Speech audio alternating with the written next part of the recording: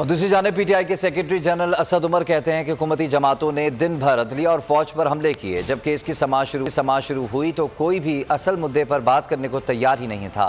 अदालत सवाल पूछती रही लेकिन इनके वकला ने डिप्टी स्पीकर की रूलिंग पर कोई दलील नहीं दी। हुकूमती वकला सिर्फ केस को ताख़ीर का शिकार करने की कोशिश करते हैं। सुप्रीम कोर्ट में समाअत के बाद मीडिया से बातचीत में असद उमर ने कहा कि हमजा शहबाज कभी वज़ीर आला बना ही नहीं था। फरूख हबीब बोले कि फसादी मरियम ने हर इदारे के खिलाफ महाज खोला। अदालत ने मौका दिया लेकिन अदालत में किसी ने दलाइल नहीं दिए।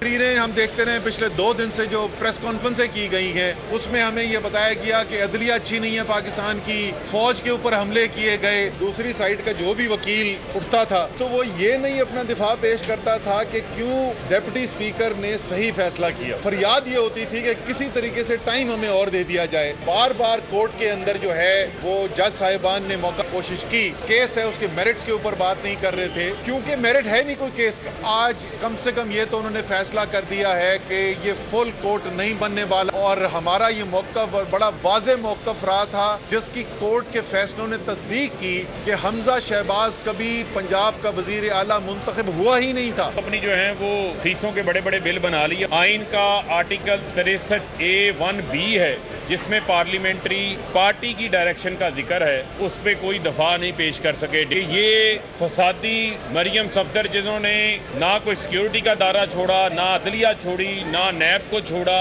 कोई ऐसा अदारा इन्होंने नहीं छोड़ा जिससे इनको ये लगा कि ये इनसे इनकी स्याहकारियां कानून की खिलाफ वर्जियों के खिलाफ सवाल पूछ सकता है। उसके खिलाफ इन्होंने हमेशा मुहाजराई खड़ी की है।